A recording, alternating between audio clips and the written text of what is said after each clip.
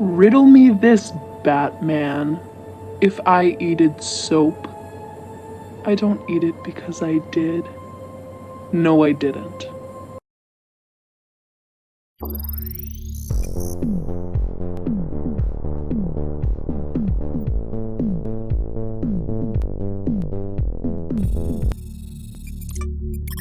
Hello, good morning. Oh, good morning, BBs. It's too early. It sure is. Hi, welcome to the first, best, and only morning show in existence that I know how to open.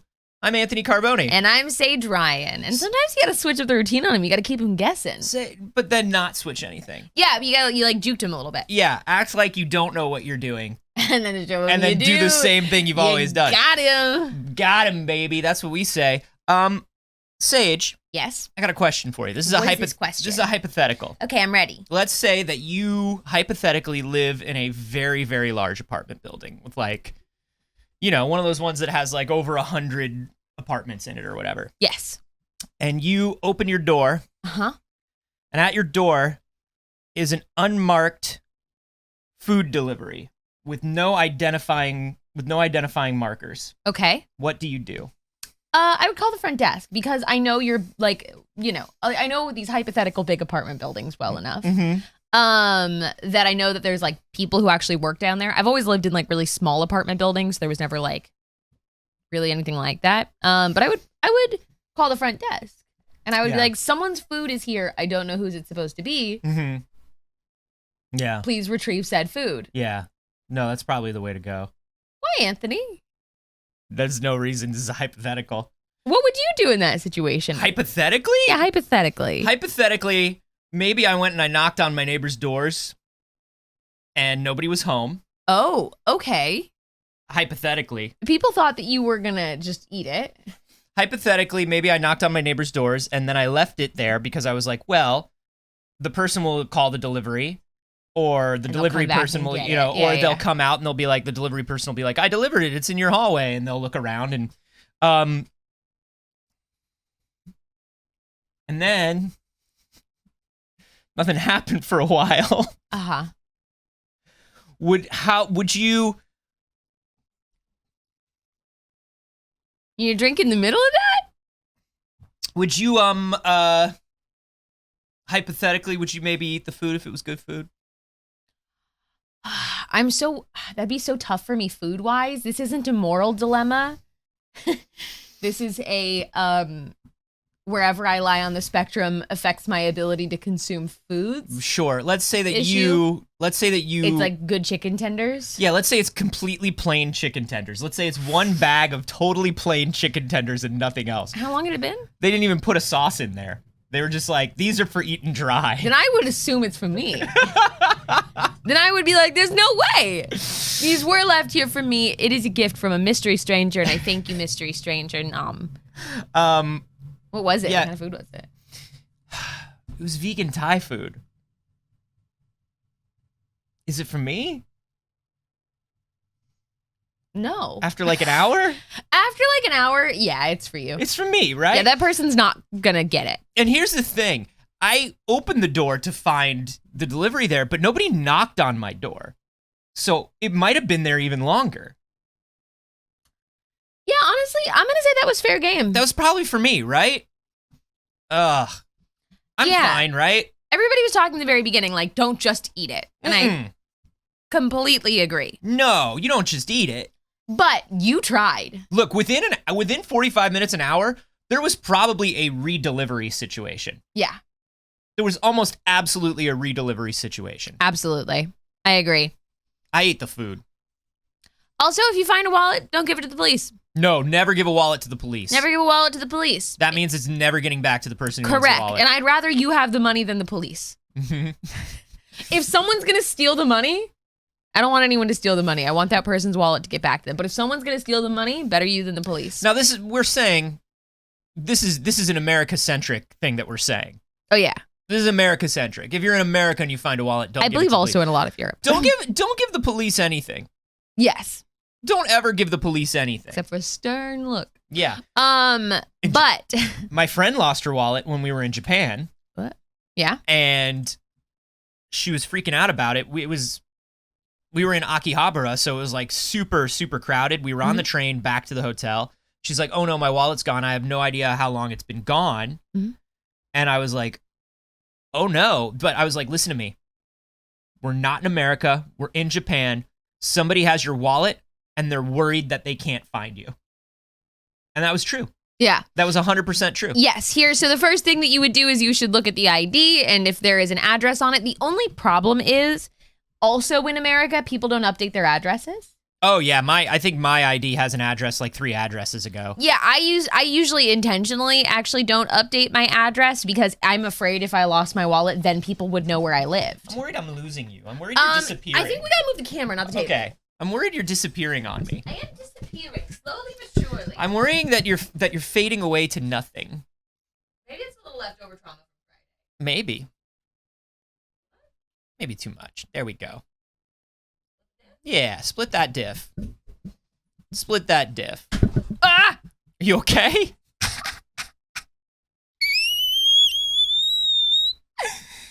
Apologies, headphone users.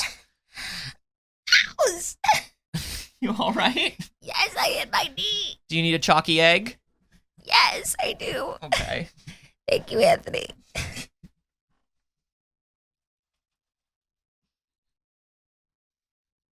Thank you. Hurt your knee, need a chalky egg?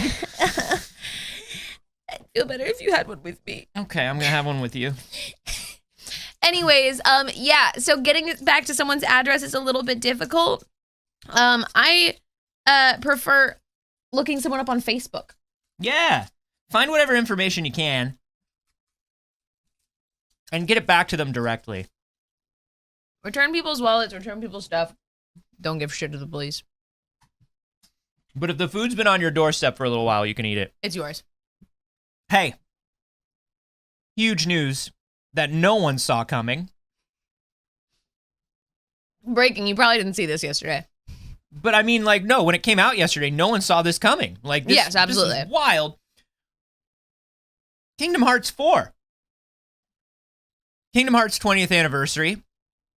They did a little event. They announced a mobile game. They had some nice things. Haley Joel Osment said some lovely words about being the boy with the big shoes. And then they were like, and what about also a Kingdom Hearts 4 for you? Which is Would wild. you like it? Wild. So I think it's time to play Kingdom Hearts. Oh my God. I mean, I get so many mixed reviews on that. I can't tell you whether or not you should play Kingdom Hearts. I simply can't. I think the first Kingdom Hearts, everybody should give a try. Mm-hmm. And then see where it goes for you. I keep going to do it, and then somebody always goes, don't do it. Look, immediately in the chat, 2 people at the exact same time. Lots of Kittens says, I say it's worth it. And then immediately, Not Lysander says, please don't. All I'll say is this. I like Kingdom Hearts, but I like it in that very Anthony way where I like anything that's doing exactly what it's trying to do against all odds. Right. There is simply no reason there should be a video game where Mickey Mouse is standing on the beach from End of Evangelion explaining existentialism and life and death to a 13-year-old boy. Mm-hmm. There's no reason, and he's doing it in the voice of Mickey Mouse. It's Mickey Mouse. Right. It's Mickey Mouse talking about the futility of life and existence. There's no reason this game should exist. I'm sure somebody's edited together all of the cutscenes as a movie, right? Oh, yeah. It's like 19 and a half hours long. Kingdom Hearts 3 was basically all cutscenes. All cutscenes. That I know. With some rough gameplay in between. But I've watched a good amount of 3 and only 3. Yeah. Look, Kingdom Hearts has gotten...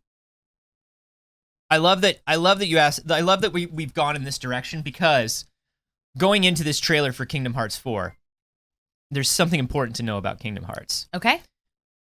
Tetsuya Nomura, who is the director of Kingdom Hearts and also was the visual designer for so many Square games, was supposed to be making his magnum opus, the game that he's been wanting to make his entire life, called Final Fantasy Versus 13. That's what he wanted to make. Mm-hmm. He was making it at the same time that they were developing the main Final Fantasy 13 and whatever that mobile game was. And they wouldn't let him finish it. They brought on this guy, Hajime Tabata, to be the co-director because they're like, you're taking a long time to make Final Fantasy Versus 13. And he was like, I'm taking a long time because you keep stealing my team to make other games. And they're like, well, we're going to bring Tabata on and he's going to co-direct with you. And that game became Final Fantasy 15. And they changed it. Mm-hmm. They completely changed it. You sounded like John Mulaney when he said, changed it. They changed it. They completely changed it. How can you? And after they changed it on him, he's been angry ever since. And in Kingdom Hearts 3, they put in a level within a level in the Toy Story level that was literally just Final Fantasy Versus 13. He snuck it in there. He snuck all his characters in there. He snuck his game in there. He was like, fuck you, no matter what you do, I'm going to make Final Fantasy Versus 13. Mm-hmm. The main character in Final Fantasy 15 is Noctis Calum, which means night sky. Uh-huh. This bad guy in this level in Kingdom Hearts was named Yozora, which is Japanese for night sky.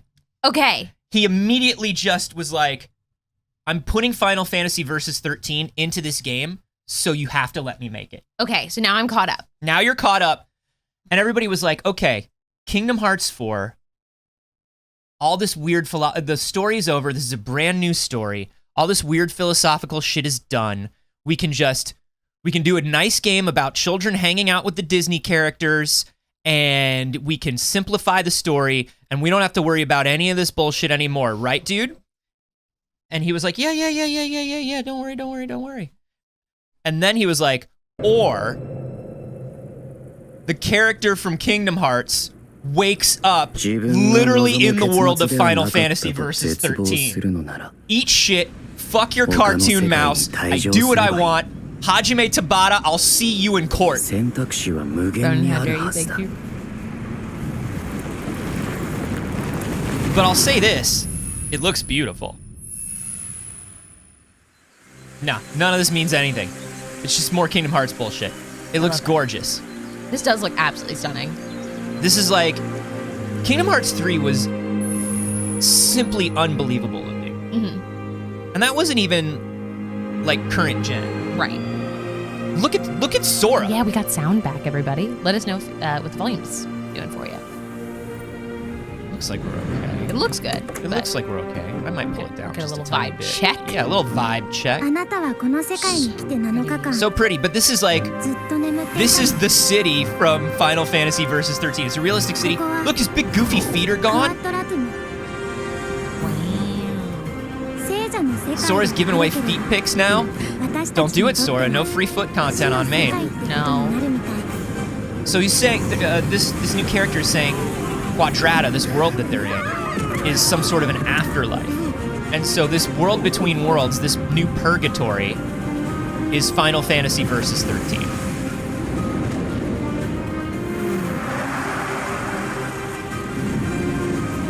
I like this monster. Yeah. Oh, the Heartless designs are always wonderful. This theme song is even the original theme song to Versus 13. Oh, shit. Now here's where things get like wildly interesting. Look at the new traversal.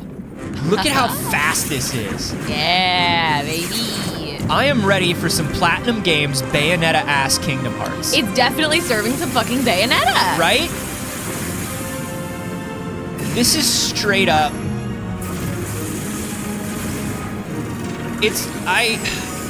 The command menu is still there.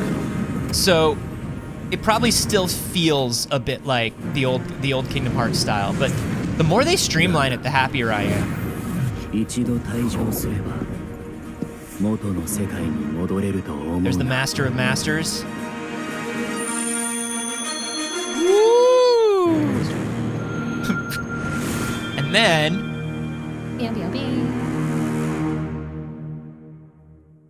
now, they were very smart. They don't show Donald and Goofy in the realistic world. That makes perfect sense, and I'm thrilled to hear it. They show them looking for Sora. Because them in the real world would be horrifying. Now, there's no reason to believe they won't wind up in the real world. I don't want that. I'm gonna say it now. I don't want it. It would look like that Chippendale Rescue Rangers movie. We have no time frame. We have no dates on when this is coming. We just know it simply is. It is coming. Does anyone have any estimations? What is your guess? Give us a time frame guess, Anthony. Knowing it's Nomura, I think we're supposed to see it at the end of next year, but we don't see it for 2 years. Really? Yeah. Can you imagine what it's like to be Disney trying to rein in Tetsuya Nomura, who's trying to make it so, like, the Toy Story characters are, like, worried about the end of all existence? Mm-hmm. Like, how do you even deal with that as somebody who's like these Disney characters? I've never known Disney. Like, Disney does some wild things with their licenses. Yeah. But the Disney characters always act like Disney characters. Mm-hmm. In Kingdom Hearts, these characters do whatever the fuck, man. Awesome. Donald Duck's a straight killer. Donald Duck in Kingdom Hearts is a straight killer. Canonically, Donald Duck is the most powerful wizard in the Final Fantasy universe.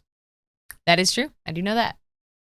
Like, yeah, Toy Story, like, it's wild. Now, people are talking about what this also means after all of these Disney acquisitions. Are we getting a Star Wars? Are we getting a Marvel? I personally, I'm just going to go ahead and say, do you know what I want? What do you want? Simpsons. What? I want Sora, Donald and Goofy, and Homer fighting that giant Mr. Burns from the end of the Simpsons arcade game. That's what I want. I think that would be hilarious as hell. And also, I want Homer to talk about existentialism the same way all the other kids. I want his face to go, like, completely blank, and I want him to talk about the nature of existence. I definitely see that a Star Wars tie-in would be likely. I'd like, why the fuck wouldn't they at this point? They got to flex that IP. I don't think there's a Marvel tie-in, but I could absolutely see them doing a Star Wars one. Here's something that's fucking wild to me. People have been analyzing the shit out of this trailer. Mm-hmm. And when I saw this last night, I was like, I'm gonna have to look at this again in the morning. I don't see anything here. But in this photo, people think that they see the shadow of an ATST. Oh, babies. Oh, babies. I want it too, but let's not go there. And like, it's big enough that like every outlet has this article. It's big enough because we all want it so badly. They think this the shadow of it, and that this potentially right here in the bottom right corner is the foot of it. Now that's potentially compelling, but very much could just be rocks. Oh. You see what I'm talking about in the top right corner? Yeah, kind of. Yeah. Yeah. I mean, look, I'm not gonna say no. I mean, that definitely looks. It's because of those straight edges. Mm-hmm. The straight edges are definitely what's doing it. It might be. It might be. I'm not gonna say no to it because I would love a Star Wars and a Kingdom Hearts. But who knows? Like because that's the thing is he wakes up in a big city, but it shows this, which is a completely different environment. Could that be a forest moon? Could be. Could be a forest moon. Could it be a planet? What was the name of that planet from? Chat's in on it. Like, we know what the ATSD foot looks like. I will not disagree that shape is absolutely correct. Like, There's a flat line here. Don't worry, we're two people that know what an ATSD looks like. We're very familiar with what an ATSD looks like. I've, in fact, seen a Star Wars. And this, like, line on the inside here, I wish you could see my mouse on the screen, but, like, for Anthony's sake, this right here, I'm like, okay. Yeah. I see it. It could be. I see it. But, like, damn, when watching the trailer, I sure as shit didn't. You know, yeah. I mean, and they will hide things in there, you know? Mm-hmm. They will hide things to fuel speculation, certainly. If this means Star Wars, great. Yeah. I certainly want a Star Wars. Now, I personally believe that we would be more likely to get Marvel than Star Wars. Really? Star Wars traditionally very stingy with their characters appearing outside of the Star Wars galaxy. They don't like a crossover. It's not something they like to do. And they're also very, very hooked and hewn to their unified timeline. It's not something they like to do, whereas Marvel is certainly willing. The biggest thing for Marvel right now is multiverse. Yes. Here's what I think. I think that we're not getting necessarily like timeline specific. If we're getting a world, we're getting environments, we're getting like things like droids and stuff like that. It wouldn't fuck their timeline at all. You wouldn't have to question where it lands in the Star Wars timeline, even a little bit. But then you have to question. You do though, because you have to go like, when did this happen where they wouldn't run into? Because are they going to run into an Ewok? So when does that happen? Maybe. And if they run into an Ewok, when during the timeline is that? Is it far enough? Because remember, if you go far enough back in the timeline, you're High Republic. Right. But there's plenty of times we haven't seen on, for instance, an Ewok planet, right? You know, if it's like, oh, and then you run into Luke, then you have to go, well, when the fuck is this? Because I kind of know everything Luke has done in his life. Right? Some Ewoks, I could see it happening. Maybe, I could absolutely see it happening. It would. What they're good at is they're good at letting. So like Lego Star Wars is allowed to have fun because it's like that's not really canonical. These are toys. These are whatever. It could be. I don't know. It would have to be something non-standard. If there is Star Wars in this and it's straight up Star Wars, that's a huge get, and that means a huge change, an entire shift in the way Lucasfilm thinks about Star Wars. And if they're going to a Star Wars planet as opposed to taking Star Wars characters out of a Star Wars planet, then I still think that's more aligned with what we expect from Lucasfilm. We're not being like, put Ahsoka on Earth. Yeah. You know, it could be something, they do create character. Once again, I'm using Lego Star Wars as an example, but like Graballa the Hutt. Graballa the Hutt was created for Lego Star Wars. Yeah. And only appears in Lego Star Wars. They could create some specific characters, but here's my thing. Why bother putting Star Wars in if you're going to create a bunch of non-Star Wars characters? I don't think they're creating a bunch of non-Star Wars characters. That's my opinion. I don't think they'll do that. It's got to be big characters. It's got to be like, and I would imagine they're either going to use. I would imagine they're either going to use Mando or Disney Plus stuff because that's what's current right now. Okay. If they were going to use it. Yeah. Because they always go with like who's big right now. Luke could still appear. I just don't. Man, it would be wild if it did. I'm gonna put a random vote out for Ahsoka. Ahsoka would be dope. I could see it being Ahsoka. Yeah. Also, I'm gonna be honest, they're not as precious with Ahsoka as they're gonna be with their special boy Luke. No, Luke is the least likely. You're more likely to see like Din and Grogu and Ahsoka. Yeah. And like. I don't think they're making new characters. I do think that they go to a Star Wars planet potentially. I think the crossover is doable. But I mean, like, look. It's doable. It just depends on Lucasfilm loosening up a little bit. Of course. But then you also get into it where it's like, well, shit. They've done it with all these Disney characters you never would have expected before. They can't. That's kind of their thing. Dude, they cannot rein Nomura in. They just can't rein him in. He can't be stopped. He can't be stopped. He just does whatever he wants. While we're talking about a bit of Final Fantasy 14, I actually want to talk about some equally important while we're talking about Final Fantasy, I want to talk about some equally important Final Fantasy 14 news that came up this week. We do want to say real quick, they did also announce a mobile game. Oh, yeah. Looks pretty good. And it looks like it's set in sort of like Keyblade training and in the school. And then also they hinted at a little bit of potentially a Final Fantasy IX remake, which, if other Square remakes are anything to, remaster. Right. Let's say that. Yeah. Remaster. Don't get your hopes up for an FF7 situation. It's more like a Chrono Cross situation, which boo. Fair. But yes, tell us about Final Fantasy 14. Well, in Final Fantasy 14, there's a new emote.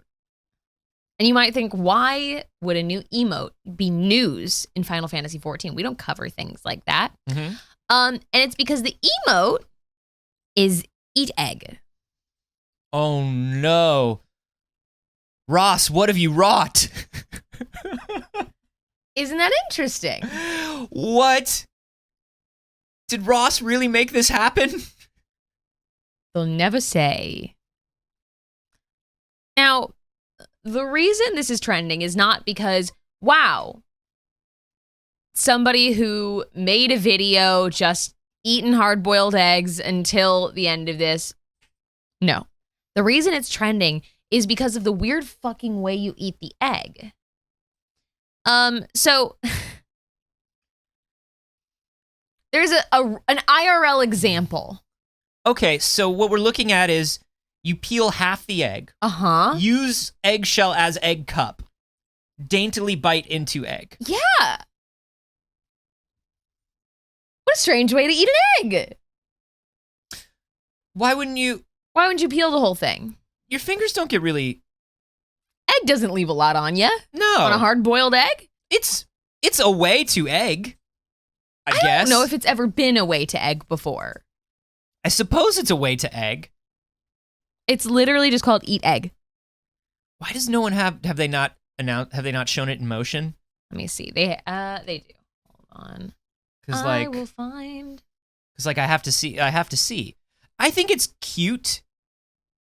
I think it's kind of cute, the daintily eating the egg out of a little half egg cup that you make. I understand visually why you would go for it. It's adorable, but it does not make any practical sense. It does not make any practical sense. People pointed out how difficult it would be to add any kind of seasoning to it. I, as someone who do not season food, don't mind. No, plain, please.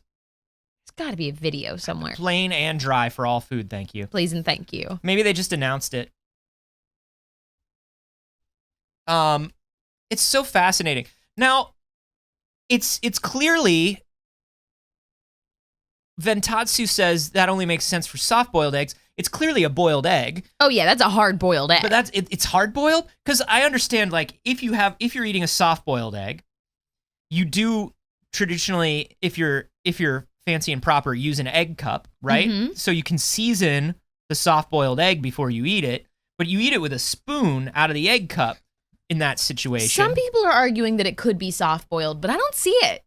That's got a bite out of it. Yeah. That wouldn't look like that anymore once you've got a bite out of it. I don't. Far be it from me to tell anybody how to eat their food. Not far be it from me. Don't do that. Hey, you got a lot of weird stuff about food. Exactly. Don't. I have strong opinions. I know you have strong opinions, but let other people have their strong opinions, is what I'm saying. Here's the thing. It's cute. It makes for a cute animation, and I get that, but that's no way to eat an egg. I don't think people do that. You're gonna bite shell. Well, you bite shell. Hey, you bite shell. And that's way more peeled than it's peeled in that. It's got to be like Squidward taking that bite of the Krabby Patty for my SpongeBob fans out there. Just a little. It's the only way you get a bite. Just a tiny little teeth first. I don't know. It's a tiny fantasy creature. Clearly, funny. Clearly, it's a little bean. I mean, like, okay. Clearly, it's a little bean. Look, I will agree. That's a little mouth. That's a little mouth. Taking a little bite. Maybe. Hey, listen. Maybe, and this is adorable. Covers it up with like a little, with something. Saves egg for later in her little pack. Oh, that is not adorable. Yeah, like a little, maybe a half unpeeled egg coming out of your pack. Maybe puts the half back on. No. And puts it in her little pack. No. Like when you hollow out an apple core. No, once you crack that shell, it's smelling like egg. And you put the trail mix in the apple core. You know? No. You never did this? No. You slice the top of an apple out, and then you hollow out the apple, and you put your trail mix in it, and it's like a little container for the apple. It's a little container for the trail mix. I'm going to tell you a couple of things. One, an apple, as soon as you cut into it, you have about 15 seconds before that apple is brown. How? Because you hollow it out. Once you hollow it out, it doesn't brown there at all. It doesn't brown as quickly. There's no apple in there at all. There's a little layer of apple. Nobody's done this? That's wild. Eggs even worse. I didn't come up with it. It was done. It was done for me when I was a child. Everybody's like, nobody's ever done this. 2 people have said nobody's ever done this. Flannel Fries is saying use the apple as a bong and a snack. Yeah. Anthony sounds like an alien that came to Earth and is trying to look normal. You know, when you take those shiny red apples. I don't.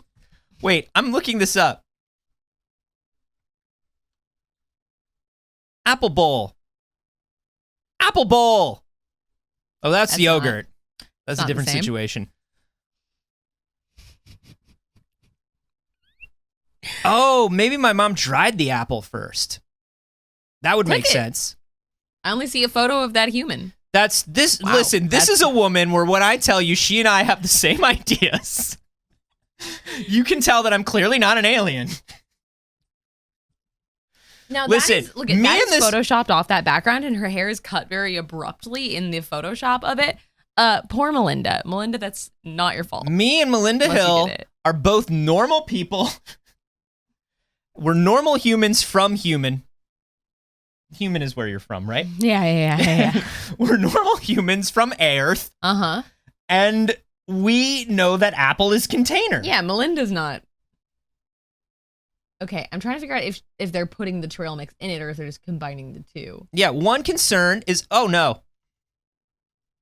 One concern is we need to address is how to keep the apples from turning dark from oxidation.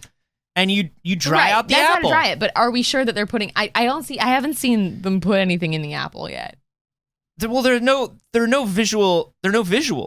How will you know when they get dry enough? It's all just how to dry apples. That's all this tutorial is. Apples. Even Melinda's not saying it. They're saying it goes well with trail mix. No. Melinda knows what I'm talking about. Melinda doesn't know. Riddle me play the this. clip again, Anthony. Melinda knows what I'm talking about, though. I don't know. Was it a dried apple? I'm going to text my mom right now. Right, y'all? How is this not a thing? I'm not saying it's not a lot of effort. I'm not saying it's the most practical way to do this. I think maybe it was just a special thing that my mom did. I don't know. That's totally valid. But you can have a special thing that your mom did. But how could she have been the only one? But like, I'm not gonna say my mother handing me a piece of bologna for lunch was like no, moms what do kids that. do. No, moms do that. Have bologna. You know what I mean? Like just out of the Oscar Mayer package. Is this a trick that someone played on you? Someone's asking. It's not. Is it a trick if it's a delicious treat? I'm not like, when we're all kids and our mother only feeds us bologna and Triscuits. Normally it's a trick or a treat. Spray cheese. Normally it's a trick or a treat. This is a trick and treat. And I don't think that's possible. A bologna with trail mix in it. Yeah, bologna bowl with trail mix in it. I can't believe no one's done this. I'm starting to feel like I've been taking crazy pills. Like your mom did it. We're not going to gaslight you that your mom didn't do that for you. We're not going to gaslight ourselves into saying it's normal. It's literally everything but trail mix all the way down. This is wild. Yeah, man, because This is wild. You can see people making pies and apples. Yeah, sure, a pie and apple. And I mean, listen. That sounds great. That looks. I don't want to eat it, but I want to make it. No, that looks delicious. I do want to eat it. You know, it would be even better though. Fill that with a little bit of trail mix. What about that? On the right side, campfire baked apples. That looks like trail mix, Anthony. No, but that's a baked apple. You're right. That's a baked apple. That's gonna be soft. But at least there's trail mix in it. I feel like we're on our way. We're on our way, but this is look. I've got to do some investigation into whether my memories have been implanted. In the meantime, no one's denying that your mother did this. We're just denying that it's a normal thing for your mother to have done. In the meantime, Halo 2. Yeah, Halo Infinite. Halo Season 2. Season 2. Look. Halo Infinite has not, it's not that it's been doing poorly. No one's going to say that Halo Infinite's doing poorly. No. But it has not been doing as well as maybe Microsoft hoped. There are definitely a lot of points of disappointment for players. I definitely think that it didn't live up to a lot of expectations. It wasn't quite as gripping as some people were hoping. Just gonna sit on that rated T apparently because I thought I was playing. Yeah, there were some issues with maps. There were some issues with progression. Microsoft and 343 have been doing a great job at addressing those, fixing them up. But it would be safe to say that interest in Halo has dropped off a little bit. Yes. Not as many people have been playing it. On the Steam concurrent, and let's be honest, on an Xbox game, the Steam concurrent is not what you want to be looking at. Nah. But on Steam concurrent, it has fallen pretty low. But Season 2 is supposed to help out and bring some new interest to the game by adding some new modes, including this Lone Wolves mode, which they just announced. Yeah, so the season is also called Lone Wolves.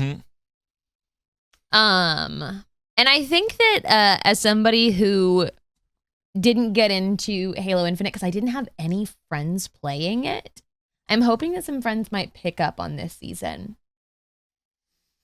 We talk about this all the time. Shooters are where your friends are. Shooters are where your friends are. That's what you're gonna play. That's actually, it says that on American currency. I would like to put that on a pillow. But there are some things that it was supposed to add that people have been looking forward to. Number one is campaign co-op. This is a Halo tradition. Yes, that's how I play Halo. Yeah, that's how a lot of people play Halo. Didn't come out at launch. Supposed to come out at launch of Season 2. We're now being told it is no longer coming out at the beginning of Season 2. It will be added at some point during Season 2. Campaign mission replay was also a big point of disappointment for people. Yep. There's not a lot of talk about this stuff. One of the big things is Forge, obviously, the Forge. People want to start making their stuff. The Forge was never supposed to come out until Season 3 anyway. Right. But people are starting to get concerned because we have no updates on the Forge. We haven't seen anything from the Forge at all. So people are starting to get a little worried about that. One of the big changes that they're trying to make is keeping people in during Battle Pass and progression. People had a lot of problems with Battle Pass. And here's the thing. This is why trying to make every game fit into every trend is a bit of an issue. Right. I don't want to hear that Halo is tinkering with Battle Pass. I want to know where campaign co-op is, right? I also want to know that. People are clearly saying what they want from a Halo game. And unfortunately, because it is this free-to-play Battle Pass system thing, they have to tinker with all this progression stuff. Whereas people are like, no, just make it Halo. But they are trying to make the Battle Pass work a little better for people. If you buy a premium Battle Pass for Season 2, which is 1,000 credits, whatever that is, you can also earn 1,000 credits over the course of the pass, which means if you wanted to, you could throw that down for the Season 3 Battle Pass. Right. For however long Microsoft decides to keep this deal going. So that's kind of interesting. Now, of course, that means like for that to keep going, you would have to keep earning 1,000 credits every Battle Pass. The Battle Pass every season would have to keep costing 1,000 credits. You know, there's all this stuff that they can change about the economy. But I think that's kind of interesting because if you're like, well, I'm not particularly interested in this stuff, I wish there was just more classic Halo to it. This is at least an incentive for you to go, all right, if it means I just have to throw down $10 once and I get that $10 back. Exactly. And if I don't want to use it on a Battle Pass, I can use it on, I can use it on a skin or something later on. That's fine. So most of the information that we have so far has come from data miners because obviously that trailer did not reveal much. But there's a bunch of tweaks and balancing updates for weapons. There are going to be some new maps. Specifically, arena playlists will get Catalyst, a small-scale map that looks to be set in a Forerunner structure of sorts. Meanwhile, Big Team Battle is supposed to be better balanced and more functional now. Getting a by new which you map mean functional at all? Yes, is getting a new map called Breaker. Which it shows a little bit by showing some lava in the trailer. They said that a bunch of new playlists like King of the Hill. It's nice to see King of the Hill coming back. Yeah. Attrition is coming back. It was here in the beginning of the year, they're going to have it come back, and they've tweaked attrition. Apparently, there was an issue a lot of players had where when you respawn in attrition, you were frozen for a few seconds, like you weren't allowed to move. That or after you get revived by a teammate, now you're going to be able to just move automatically. People were just like, I just keep getting killed over and over. Right. Last Spartan standing mode, which is labeled as a free-for-all elimination mode. That's Battle Royale. That's all it is. Right. They put, and this is the thing. I don't mind that there's a Battle Royale in Halo. Once again, I'm not even a big Halo guy. I don't mind that there's a Battle Royale in Halo. Sure. Put a Battle Royale in Halo. The kids love a Battle Royale. The kids do love a Battle Royale. But I think that only makes sense. But hey, and I understand that there are thousands of people working on this game, so it's not like working on Battle Royale keeps them from working on anything else. But couldn't you be a little more all hands on the things that people are missing? Right. You know? I'm not saying I mind a Battle Royale, but like, why don't you throw some of that team onto that campaign co-op, get it out on time? I will agree with that. It seems like they're focused more on coming for Fortnite than coming back for the Halo fans, which is definitely difficult to see. Well, it's a balancing act, right? Because if you go for just the people who've been Halo fans, but a huge portion of the gaming audience now, especially a younger audience, doesn't want a Halo-style shooter anymore. They want something that's a little more like a Fortnite or an Apex. Who do you cater to and how much? Right. It's a real balancing act. And I'm not saying that this is easy stuff to do by any means. And we know that they're working on this pretty hard. It's just, it feels like in trying to please everybody, everybody's sort of meh on Right. Nobody was really pleased by it. They're also revamping the capstone rewards. Right now, essentially, capstone rewards have just not been worth the time sink. They're the kind of weekly challenges that you see in every game: complete 2 Slayer matches, kill 50 players in PvP, etc. But the rewards were simply like not valuable enough for the amount of time that you would have to spend to earn them. So they are rebalancing those with Lone Wolves. It seems like a lot of this update in particular is about balance. Yeah. People are still pretty disappointed with the lack of reintroduction of older Halo maps. This is the first Halo game to not come out and have revamps of previous maps they've used. These are entirely new maps. Yeah. Which is surprising for sure. They've got a great library of it and people love it. I think they're just like, it's all new. Halo Infinite is all new tech. And I think to make those maps look good in Infinite, they have to rebuild them from scratch. And I'm not saying they shouldn't, and they certainly spent enough time building new maps, but maybe those old maps are hard to build or would take too much time or whatever, and so they had to deprioritize them. I'm sure there's some sort of reason, but it does feel weird that you can't just like jump into some. It's just weird. It's just, the whole thing is just weird. After the Master Chief Collection was just like, oh no, we know what you like and want about Halo. We understand. Right. And then they were like, okay, now we did that for you. We're all done. This is for the Fortnite kids. Yeah, you got all your Halos. Good morning to Cordy and to Omar. Oh, hello. Hello, friends. Yeah, it does feel like maybe that was the thing that they did to cater to old Halo fans, and then they were hoping that this one would come for Epic's lunch money. And I don't think that they were successful in that, obviously, because of balance and progression, because of the way that the rewards feel. But also, nobody won. Here's hoping that Lone Wolf does improve that, though. Except for fans of delicious Pringles potato chips. If you love, Would you like a Bird Burger potato chip? If you like a Moa Burger potato chip, and who doesn't? I don't. We tried them. You're a winner. You don't like it because they weren't dry, plain potato chips. Anthony, you didn't like them either. I couldn't stop eating them. That's everything for you. I was fascinated by them. I'll tell you this. Moa Burger chips are a fascinating snack. I don't think I've ever seen Anthony eat one of anything. Like, take a bite and be like, that's not for me. Pizza. I've eaten one pizza. Fair. I've never eaten more than one pizza in front of you. So Admit it. Admit it. I can confirm you've never eaten more than one whole pizza in front of me. Thank you. Don't you feel foolish now? As for the campaign co-op that people are looking for and the 4-player split screen, since they are slated to come out this season, we have a 3-month window in theory, but also like 343 does what 343 wants to do. Do you remember when we thought they were making the game and they were like, instead they were bashing a piano with hammers? Yeah, and that's kind of my thought on it when they're like, it's coming out this season. I'm like, okay, we spent a year of this show checking in and being like, Halo, It's like 343. It's okay if you're not making a Halo, but don't keep lying to us and saying you're making a Halo. Yo, we were like, where's Halo? And they were like, let us show you what we've been doing to make Halo. And it was a 5-minute video of smashing a grand piano. Yeah. Do you remember this? With like hammers, and they were dropping it. Yeah, and they were just like, look at what we're doing to make Halo. And I was like, look, I'm no computer scientist. I do not know how to code, but I don't know if that's how you make Halo. Well, as can confirm by the significant lack of Halo in this game, it's not how you make Halo. But I'll tell you what, when you drop a piano on someone's head in Halo Infinite, it really sounds like it.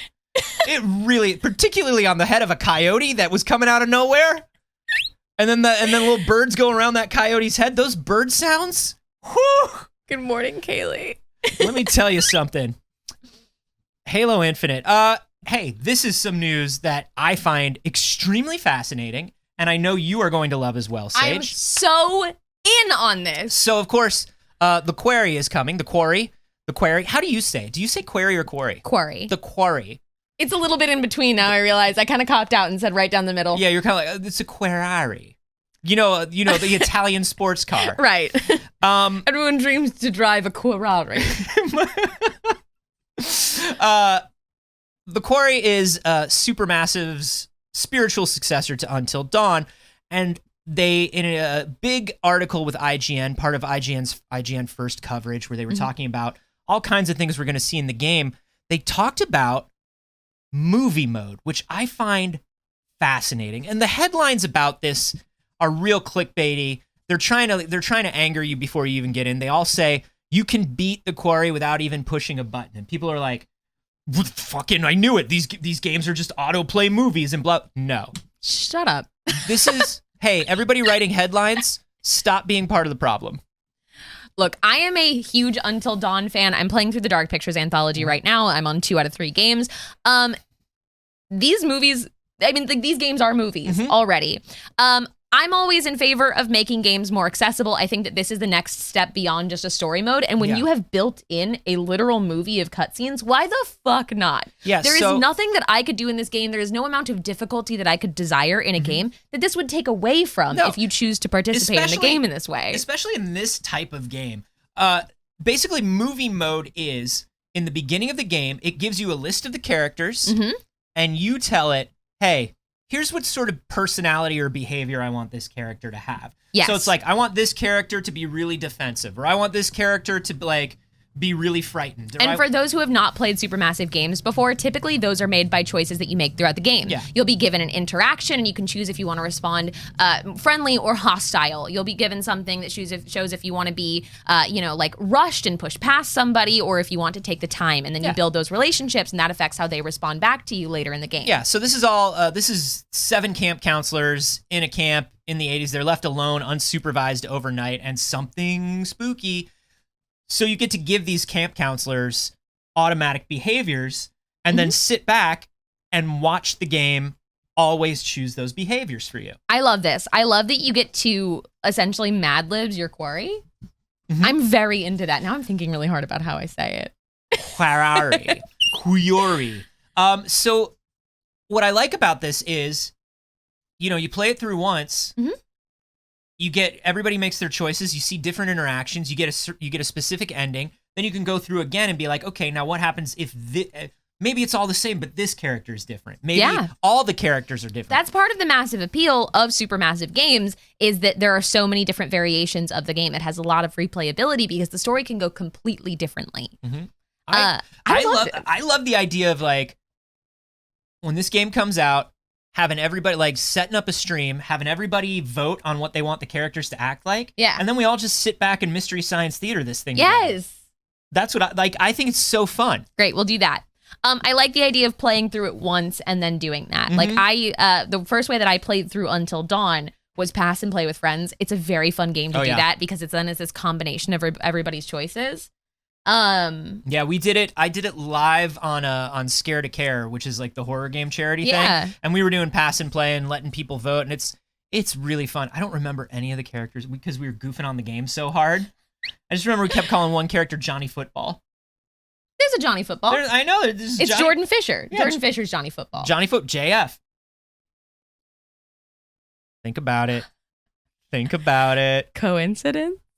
I think not. Think about it. Okay, we've officially run out of games news, which means we move into bad news. That's generally how this show goes. Yeah. We talk about all of the video games, and then we have in our secret sheet that you don't know about and you've never seen. Don't ask any questions. We don't plan anything. This is off the dome. This is off the dome. We don't even know the stories. We made them up. Yeah. We are the news, baby. Hey, is the Quarry even a game? We don't know. If you're doing this right, you don't double check any of our news. And you only get your news from us. Except for in this particular section where, as always, we will tell you, do not get your business or political news from us. Well, business. You get We're business professionals. Look, I did sort of get my MBA on the streets, you know? Of course, I passed the bar in the state of Virginia, so I'm qualified to give you legal advice here. But here's something that we can all agree, whether we know about business or not, is good news. Elon Musk, that fucking twerp, will no longer be joining the board of the Twitter.com. Oh my God, apples. You're still trying to show your mother's recipe, Anthony. I don't know her recipe. Let it go. Nobody puts the granola in the apples. You put the granola in the apple. No one else is doing it. You hollow it out. Or yours was trail mix. That's even worse. You hollow it out. It could be trail mix. It could be granola. I'm thrilled to hear that Elon Musk will not be joining the board for Twitter. I'm not sure if he ever was actually going to. Now, yeah, he's such a fucking dink. Right. He's such a little fucking dinky twerp, and he's always saying shit like this. This is, and we should say for legal reasons, this is just, we can't definitively say he's a dinky twerp. This is simply what we believe. As your lawyer? Yeah. I can say without a doubt, under law, he's a fucking twerp. Dude. Under dinky twerp law, that guy's a dinky twerp. Yeah.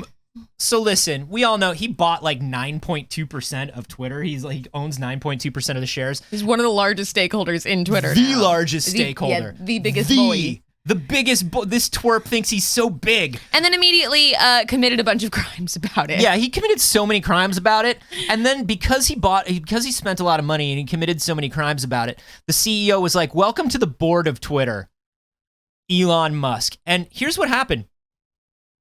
The internet dunked on him, and he backed out. The internet dunked on him, and he didn't even make a statement. Good work, internet. He made the CEO who wrote this simpy tweet about Elon joining the board. He made the CEO. He was like, "No, I own you. You go do it." And so the CEO was like, "We announced on Tuesday that Elon would be appointed to the board contingent on a background check and formal acceptance. Elon's appointment to the board was to officially become effective on 4/9, but Elon shared that same day he will no longer be joining the board. I believe this is for the best. We have and will always value input from our shareholders, whether they are on the board or not. Elon is our biggest shareholder, and we will remain open to his input." Aww. What a fucking bummer. What a fucking bummer. In a tweet yesterday that's now been deleted, he posted, "Delete the W in Twitter," with a poll on whether or not they should rename the platform to Titter. So hilarious. This dude has got jokes. He's definitely an adult, and it's definitely not unnerving that we've allowed him to control so much capital and so much in our day-to-day lives. What is it about this dude that how is it that he has the humor of Veruca Salt? He's just so like, ugh. I bet when he was sitting there and they were like, "So Elon, how many shares of Twitter you want to build?" He was like, and then he showed them the calculator and it just said boobies. Like, I just think that's who he is all day long. That's who he is all day long. Now, something else that is interesting about this is being on the board would prevent him from buying more of his stake in Twitter. So as much as I'd honest to God love to believe that everyone bullied him off of the board of Twitter, we don't condone cyberbullying, but we do condone personally in your own house thinking about bullying Elon Musk. Mm-hmm.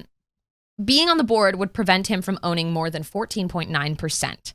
And I do worry that he is choosing not to be on the board for that reason, as opposed to I don't know, having his feelings hurt. I think maybe it's a little both. I think maybe it's a little of both. I assume the more evil of the options. Yeah, no, I think it's, well, I think everything in his life, I think is, well, I'll show them.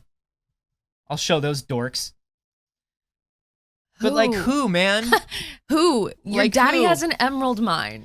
But Shut up. that's the other thing. Like, Neck in the Clouds is saying something that I think is a great point, which is it stops him personally from buying that stock. Yes, Neck in the Clouds said that he would have continued buying Twitter stock through strawmen, and I will agree with that. Through other corporations, he doesn't even need to be like, it doesn't even need to be like sneaky shell corporations.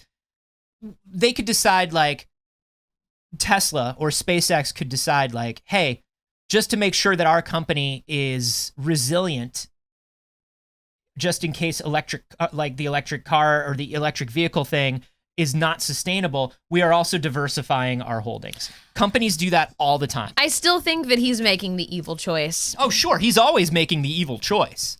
You know, in the Powerpuff Girls, little girl who really wanted to be a Powerpuff Girl and puts together her little like gold outfit and tries to get her daddy to buy her into the Powerpuff Girls. Like that's Elon Musk to me. Yeah, absolutely. He's a child supervillain. Yes, absolutely. Absolutely. And so I assume it's just because he wants to buy more. Someone told him after he had already been like, yeah, I'll be on the board. And they're like, oh, by the way, that means that you can't buy. I assume you're not going to because you already are the largest stockholder in it. But like, just in case you wanted to.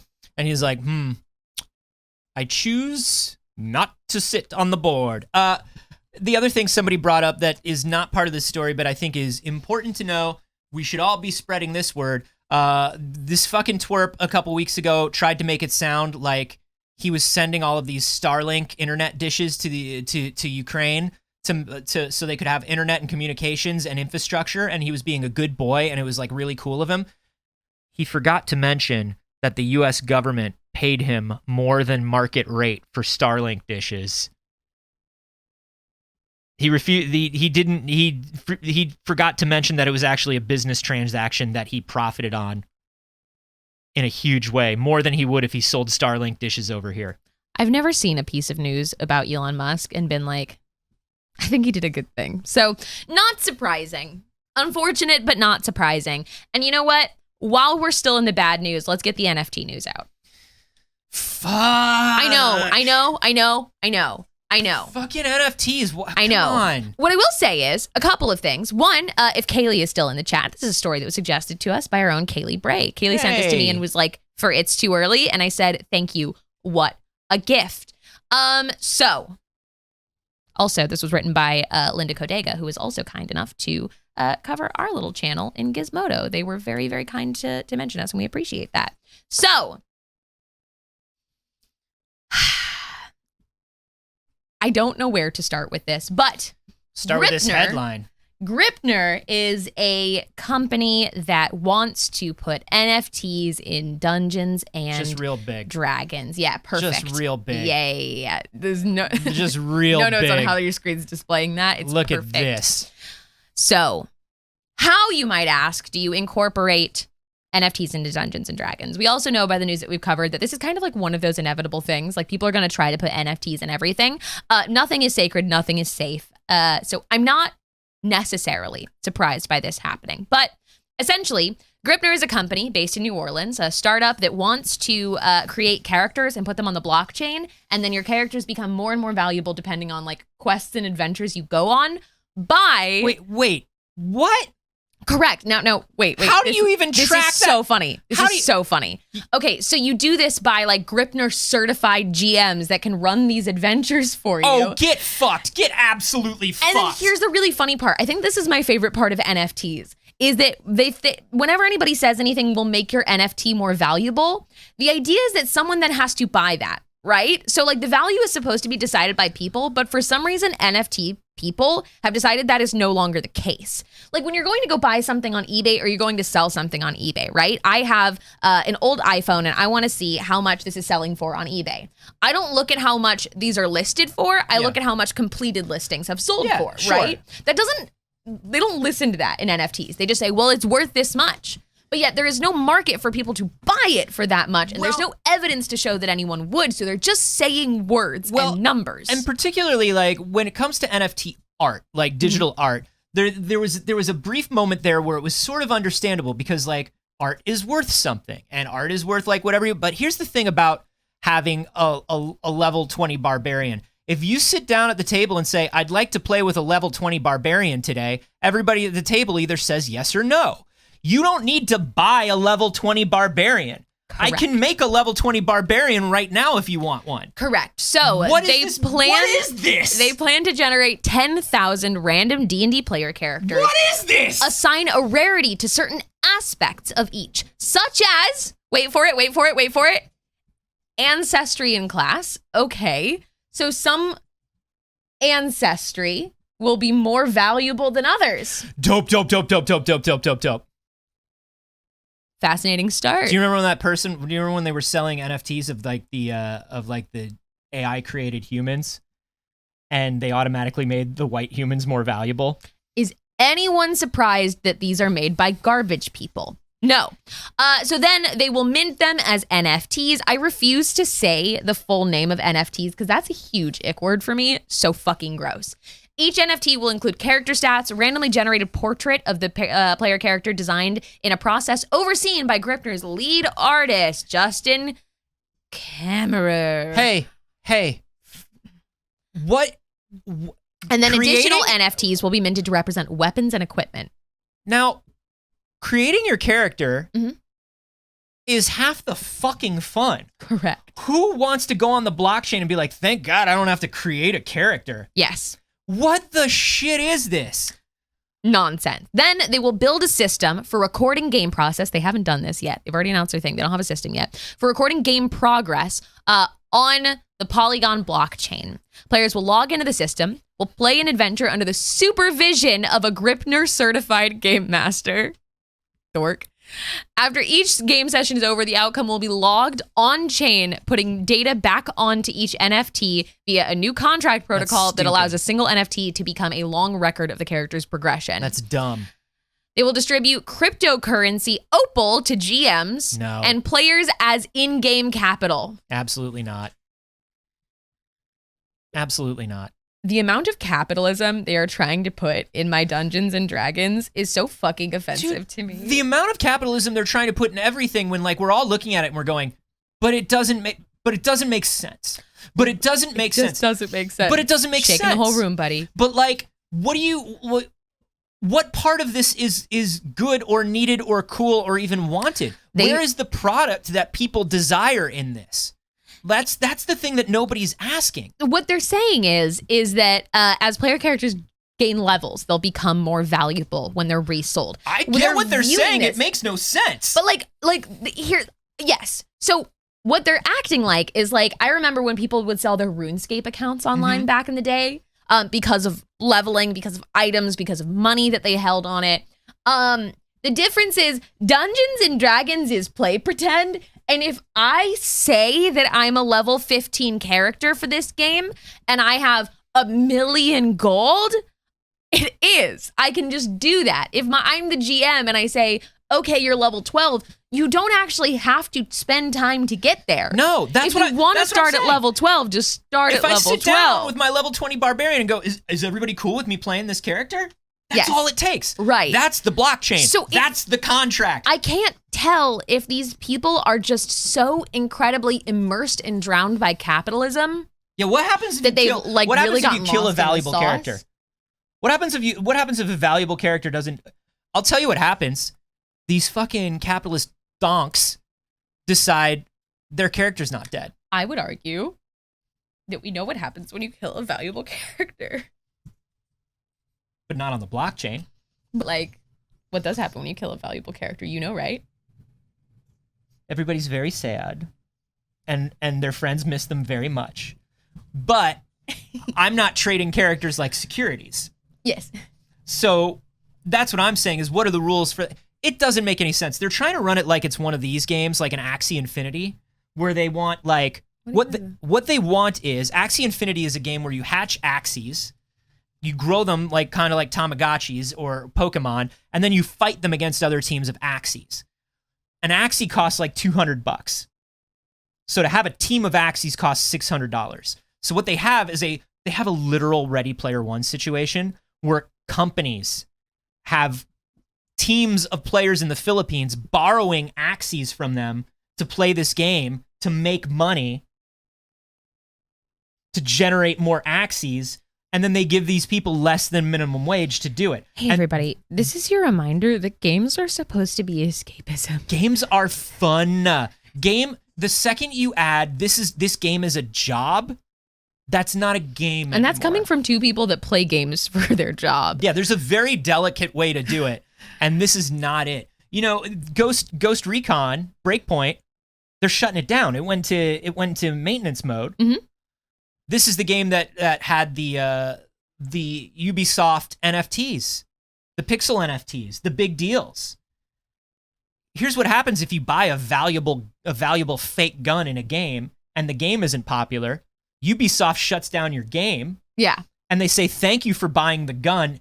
We're going to keep the servers running, but your gun is worthless. Right. These things don't make sense. Kurt of Cambridge in the live studio audience said, I almost respect the sheer audacity and immediate breakdown of logic of this very obvious grift. It's such a grift. It's such a grift. I can't even... Absolutely full fuck bananas. It's wild. Now, Linda Kodega, who wrote this article, also posted a tweet, I think this morning, that said that more was coming on the Gripner story tomorrow. So, oh wait, I think it's supposed to be coming today. Yeah. So she's got a follow-up coming soon? They have a follow-up coming soon? Great.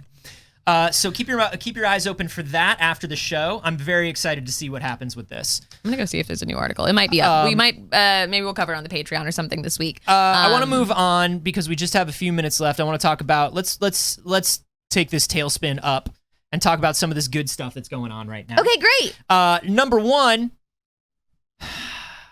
fucking welcome to the family.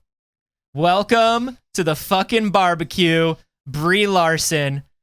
The unhinged man on his unhinged Instagram. There it is. Says Brie Larson's in Fast 10. Family, family, family, family, family, family, family. You're not joining me. I'm not joining you. You're not joining me in this. That's weird. Okay. I'm going to stay here. Okay. Clearly, he says, clearly there is love and laughter in this image. What you don't see, however, is the character you will be introduced to in Fast 10. You have no idea how timeless and amazing she will be in our mythology. Beyond her beauty, her intellect, her Oscar, haha, is this profound soul. The haha was his. Is this profound soul who will add something you might not have expected but yearn for. Welcome to the family, Brie. Mythology. I have two questions. Yes.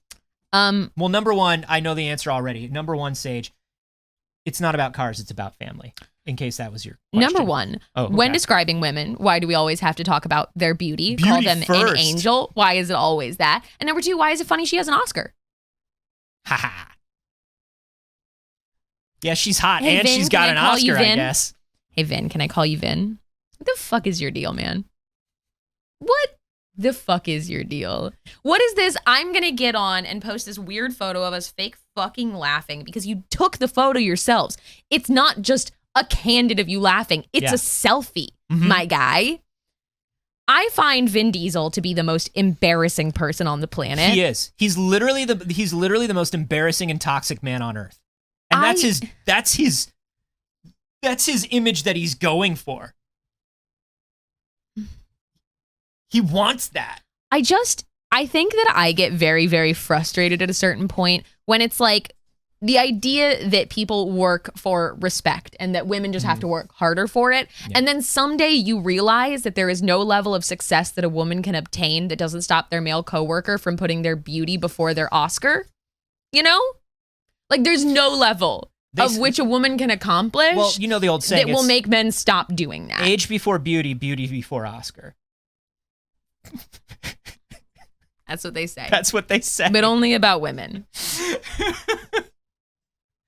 What a fucking nightmare, man. How does he fuck up everything? Somebody's got to take that Instagram away from him eventually, right? I think someone already took his Facebook away from him, But I also think that it's a like 78-year-old woman in the Philippines that posts to his Facebook for him. When she's not playing Axie Infinity. Yeah. Yeah. Have you seen? We've looked at them together. Vin Diesel's Facebook posts, the weird quotes. It's amazing. The whole thing is amazing. Everything about Vin Diesel is a nightmare, and I can't wait for Fast 10. Your seatbelts. And if they don't call it that, I'm gonna be so mad. Sonic the Hedgehog opened this weekend, this previous weekend, and it opened bigger than the first. And not just that, Saige, the biggest video game opening of all time, $71 million. What had it before that? Vin Diesel. Oh God. It was Vin Diesel. It might have been, I think it was a Resident Evil, but I could be wrong.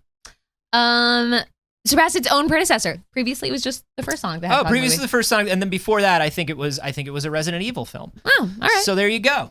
Sonic the Hedgehog is crushing. That's great. It's absolutely crushing, and we're very, very excited for that. We talked about how they're talking about a Sonic cinematic universe. Tails is getting their own movie, and we got the Knuckles series, and it's just silly fun. It's a good time. It's a good time.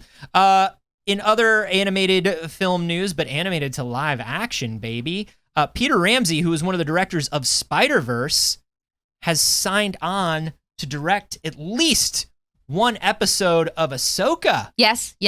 Talking about Ahsoka. Thank you very much. I will accept this gift graciously. I appreciate that. Thank you very much. Oh, you're right. The Ben Jack says it was Sonic, then Detective Pikachu, which makes sense. This is going to... Ahsoka's going to be so good. Ahsoka's going to be so good. So fucking good. It's time. It's time. She deserves it. She's deserved it for years. I'm so excited. And man... We've cast it so right. If there's one thing about the Spider-Verse directors, they all understand visual action and visual storytelling, but they understand character so much. And it's gonna be so good. I can't wait to see it. It's gonna be so good. That's so exciting. I can't wait to see it. This one you put in, and I think it's so hilarious. Okay, I'm gonna pose a question. You have an hour, and then you can eat the food. Did any of you know that Better Call Saul was still on? And now I say this as somebody who at one time was the biggest Breaking Bad fan I know. Mm-hmm. I was a massive Breaking Bad fan. I have full episodes of Breaking Bad memorized by accident because I was such a fucking big Breaking Bad fan that watched it over and over and over again. And I never got super into Better Call Saul. I think I watched the first season and a half, and then you know me, the thing about a TV show is if I fall behind once, that's it. I just don't come back. I'm often that way as well. I do intend to catch up though. A promo was released. I was waiting. I was under the impression that this season is going to be the final season, which I think it is. Yes. And so I was like, well, once it's done, then I can catch up. I can watch it. I literally had no idea it was still running. It feels for me like it has been approximately 13 years since Better Call Saul launched. Dude, it was not long after the end of Breaking Bad. It's like 7-8 years, right? It's like 7 or 8 years at this point. Now, there's people in chat that fucking love Better Call Saul, and I'm very happy to hear that. I struggled through season 1 because season 1 felt like they were going, and we'll get there, but bear with us. And we'll get there, but bear with us. And I felt like it took too long for them talking about the event, especially having come just from Breaking Bad, right? There was not a very long space between those where we were at this like pinnacle of high action and intensity and emotions at the end of Breaking Bad. And then Better Call Saul started in a very different place, which makes sense. It should be a very different show. Yeah, it was like, this is, just like Breaking Bad started. It's like, hey, you're going to watch this guy fall. Right, exactly. And my expectations needed to be there, and I'd like to give it another chance with that in mind. The thing that bugged me out about it when I started watching it was, it's the problem with making a prequel, which I was looking at, I was like, yo, all these dudes getting old. And you're trying to tell me that this happened. This is all beforehand, and I'm just watching it all. I'm watching like, and I love Bob Odenkirk, but I'm watching him like they're putting like more and more of the hairpiece on him, and I'm just like, yep. I was like, are they Merlining? Is this a reverse Benjamin Button situation? It's so right, weird. and then you've got Ermintrout, who is already very old. How do you keep this going? You know, it's like eventually you have to cancel Angel because he's clearly not an immortal vampire. Yes. He's clearly not an immortal vampire teenager anymore. He's 40. I mean, to be fair, he was never a teenager. It was never appropriate. Yeah, Smallville. They was like, dude, my guy is 30. My guy is 32 when's years he gonna old. Be Superman. Yeah, he's not even Superboy yet. Let's go.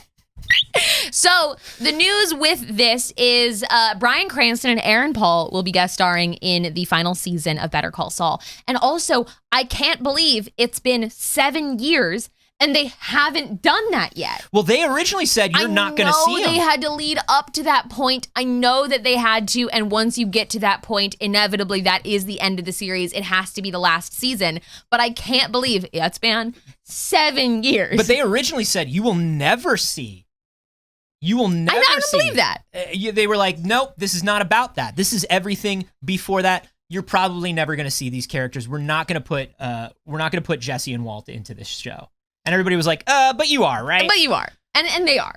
But you are, right? So I would like to go and watch the rest of it. It was a little slow for me. I was talking last night about the like improv principle of today is the big day. This Better Call Saul was not that. Mm-hmm. Better Call Saul was there's a big day coming. Yeah, if you're unfamiliar, you can't just say like, oh, the big thing is coming. Today is the big day where all the big things are happening. Right. And it's just like, well, what's the big thing? And nobody's naming it because nobody knows what it is. Exactly. It's very like Lost felt like that after a couple seasons. You're like, okay, but you don't know what the secret of the island is. Okay. You don't know though. Right. I think one of the reasons I stopped watching it is I missed a week, like I said, but also like 1 week and that's all it took. But also I think it was like the intensity. It took me a while to watch Breaking Bad too, because the first season of Breaking Bad broke my heart. And Better Call Saul was breaking my heart in the same way. And I was like, I have to take this slowly.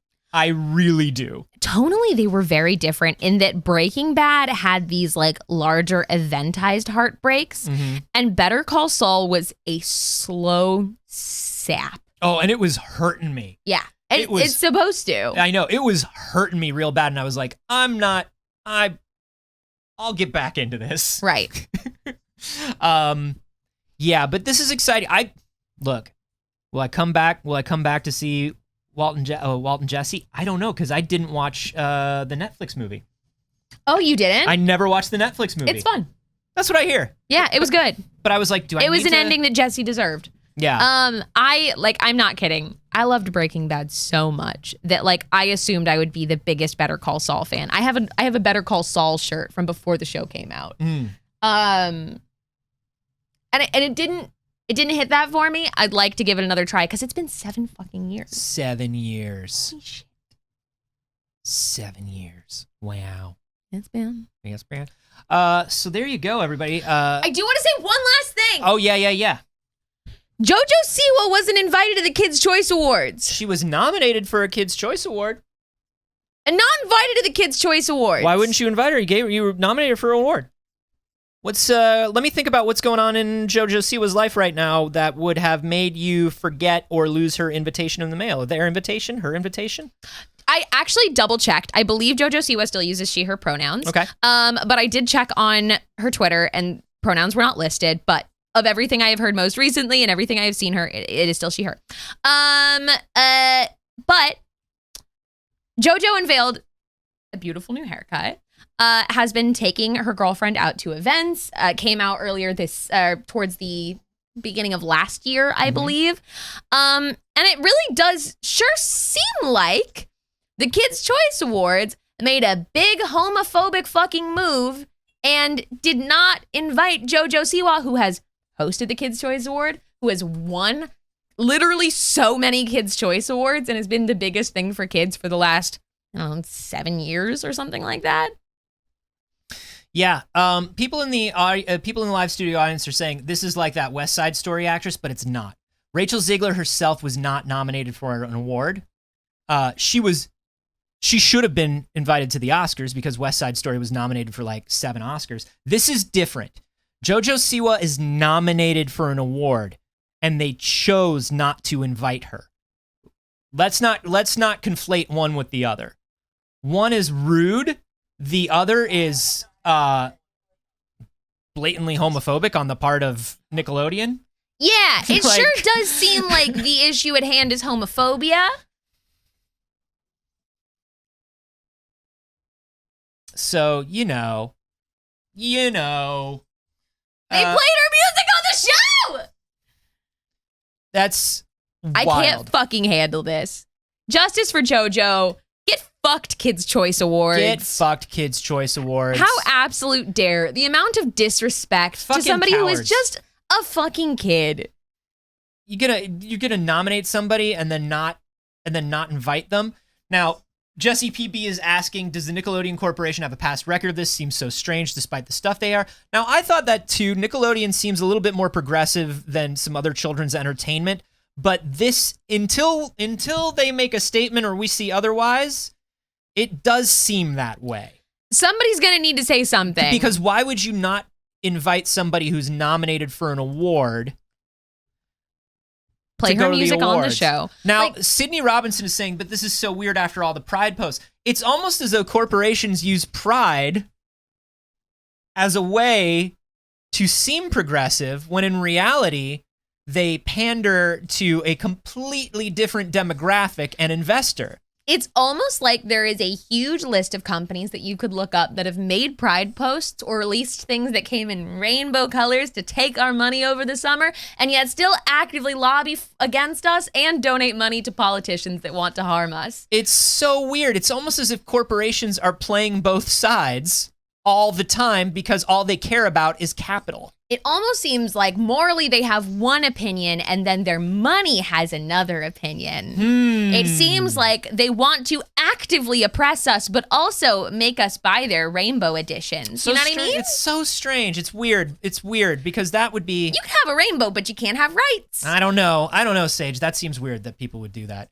Anyway, invite your nominees to your shows. Here are 2 things that I want to say to award shows. Number 1, don't nominate shitbags for awards. Don't nominate shitbags for awards anymore. Don't give awards to shitbags. Number 2, if you nominate somebody, if you want to say like, look, we're progressive and cool and we like this person's work, and you nominate them, you fucking better treat them the same as all the other nominees. How fucking dare you? And also and also actually have a third thing to say. Award shows are stupid and terrible. Award shows are stupid and terrible. So JoJo posted a video and was just like, I don't want anyone to think that it is my choice not to be there. I simply was not invited. Even though I was nominated, I was not invited to attend. Weird.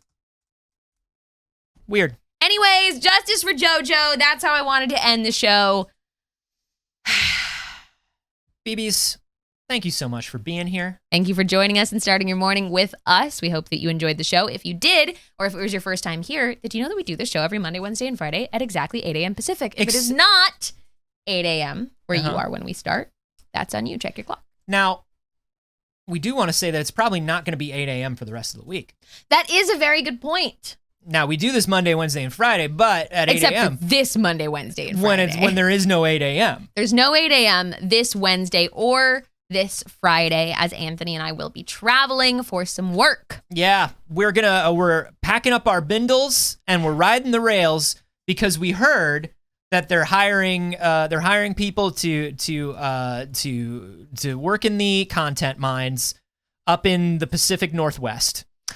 We will be able to tell you more about what we're going to be on, but I don't think that it has been announced yet. But it will be live and you will be able to watch us. So you won't have to miss us too much. Yeah. Until then, Saige, where can people find you? You can find me everywhere on the internet at Not Saige. I stream on my channel on days, including this day. I'll be streaming later.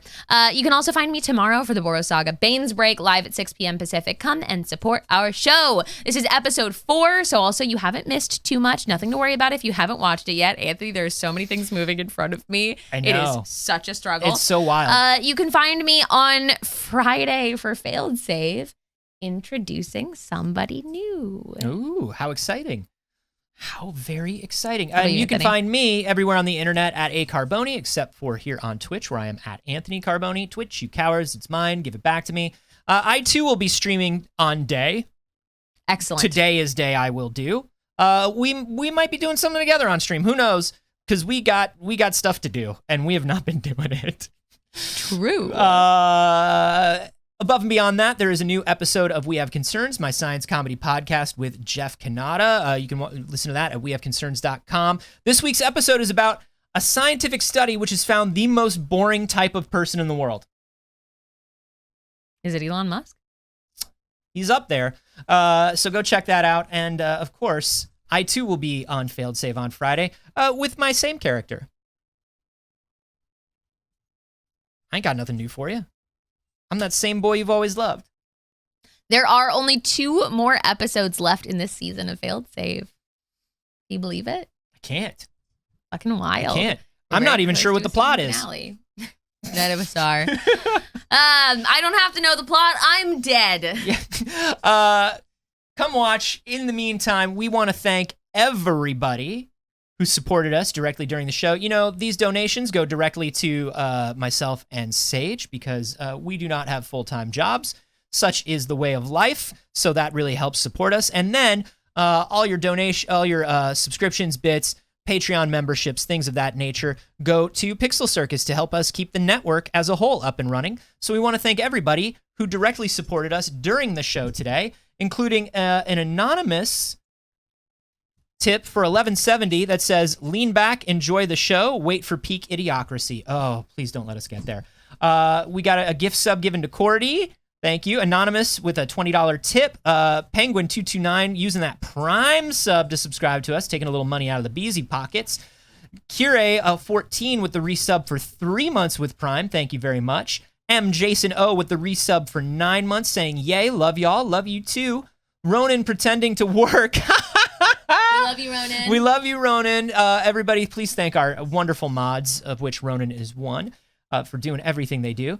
With the $40 tip saying numbers, okay, back to work. Stolen Tag with the resub for 17 months. Thank you so much. Danny Boy's Calling Pipes with the gift sub to Nord the Barbarian and to Ken Patchy 003. Flatlander 73 with a subscription for 8 months saying, and this, my friends, is where all the cool kids hang out. Baby, you ain't wrong. Skywalker 9982 gifting a sub to 548865. Yeah, that's the song. Not the real Dan Lynch gifted a tier 1 sub to Quasi79 Foo. Thank you so much for that. Emperor Kialich with the resub for 11 months. Thank you. That is a good chunk of time. Life is L with the cheer. LV Soul Friend gifting a sub to Tom Biden. Thank you very much. Emily 13 with the resub for 6 months saying half a year. Don't mind if I do. Well, we don't mind if you do either. As a matter of fact, we like it. Not the real Dan Lynch with the resub for 7 months. And A.V. Martin with the resub for 5 months. Thank you all so much for your generosity. It really, really keeps us going. We love you all very much. And thank you for coming. Hang out in the Discord if you don't already. There are some wonderful people there. And gosh, we will see you the next time it's 8 a.m., BBs. Bye, BBs. Bye.